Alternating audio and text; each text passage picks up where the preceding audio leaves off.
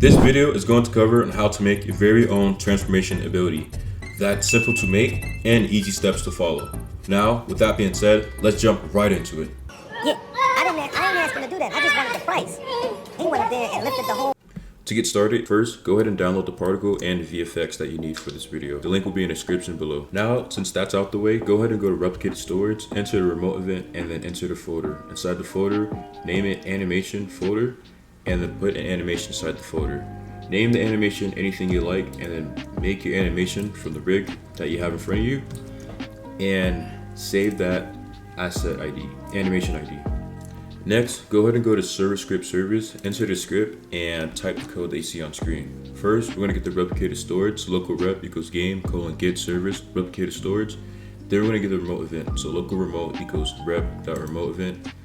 Now, we're going to have the remote fire, well not fire, but check whenever it's called upon. So remote.onServer event connect function. We're going to have the first argument player, comma, and second argument will be passing. So first, if passing equals start, then we're going to get the character. So we're going to get the player's character, local character equals player.character, and then we're going to fire it back to the client. So remote fire all clients character. Else if passing equals finish, then repeat wait loop. So repeat game.lighting.clocktime plus equals 0.05 until game.lighting.clocktime is greater than equal to 20 and game.lighting.clocktime is less than or equal to 20. This is optional. I just did it to make that cool effect at the beginning of the video.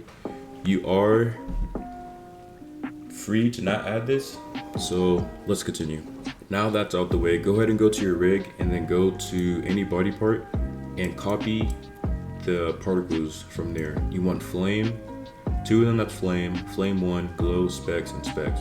From there, you want to scroll down to starter player, open up starter player script, and enter the local script.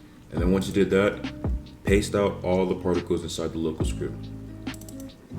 Now let's begin with what we have to type inside the local script. First things first, we're going to go ahead and get our services that we need inside our code. So we're going to get the tween service, the user input service, replicated storage, and the players. So local tween equals tween get service, tween service, user input service, get service, user input service, replicated, same thing, but replicated storage. And then finally, local players equals game, get service, players. Next, we're gonna get the variables that we need. So we're gonna get the player. So local player equals players.local player, local character equals player.character, local remote equals rep.remote event, local aura equals workspace, brackets, aura1, and then we're gonna have a blank variable, which is local aura transform. Now we're gonna get the boolean we need for our script. So local anom equals nil, local db equals false, and local anom finish equals false. Now we're gonna begin our animation section. First, we're gonna get the animation folder. So local anom folder equals rep wait for child animation folder.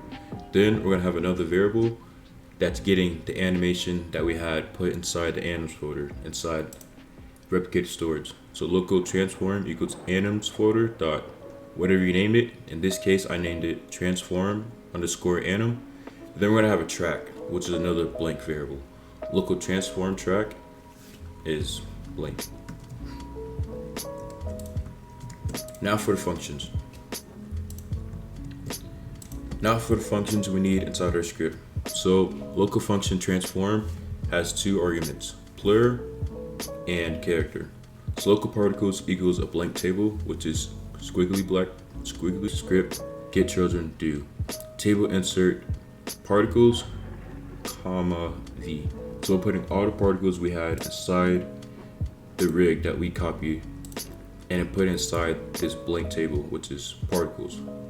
From there, we're gonna do another IVN pair. So we're gonna loop inside the player's character and get each part of the limb. So for IVN pairs, player.character get children do. If V is a part or V is a base part, then continue, which it should be because the head, the arm, the leg, and the torso is all a part. From there, we're gonna do for I equals 1 through how many variables are inside the particles table. do. We're going to do local current par, which is short for current particle, equals particle. We get an index for that particle inside the particle table and clone it. From there, we're going to make the parent into that limb inside the character. And then at the very bottom of the table, we're going to do character.humanoid.walkspeed equals 30, making the player walk a lot faster than it usually can. Now we're going to make another function. So local function tween aura, and the first argument is VFX model part, and then the second one will be VFX model. First, we're going to have another blank table, which is local goal, and then this is all for the tween. So we're going to have the size, goal.size equals VFX model part dot size times vector3.new times the 20 on all axes. What we're doing here, before I continue further, is we're basically going to grab this ball and we're just going to size it up, scale it up in a sense. That's basically all this function is. So local info equals tween info dot new, duration is 5, ease and style is enum dot ease and style dot linear, ease and direction is out, time repeat is 0, reverse is false, and delay is 0. Now I want to get the tween servers. So local tween equals tween servers colon create. We're going to do this with a VFX part, give it the info, and make the goal. Next, we're going to make another function, local actual tween equals task dot spawn function. While wait do, we're putting the VFX C frame and timesing it by the Y axis. So basically having it spin while it sizes out when tweening. Next, for IV and pairs, get yours and do, we're going to make it transparent out. So while it's spinning, it's becoming more and more invisible. And then sooner or later, tween play. And that should be able to have your VFX seem more appealing. Lastly, we're going to do the animation handler. So local function, animation handler. Finally, the last function we need for our script is an animation handler. So local function, animation handler, and argument is going to be character. So we're going to get the track, transform, track equals character, wait for child, humanoid, dot animator, load animation, animation folder inside replicated storage. We're going to apply it to the character. Then we're going to do transform track, play, so it plays it out. Now, inside the animation, we're going to put get marker read signal. Don't worry about it now, I'll get into it right after we're done with this script. So transform, get marker read signal, or change, connect function. We're going to fire to the server, remote, fire server parameters, and put finish.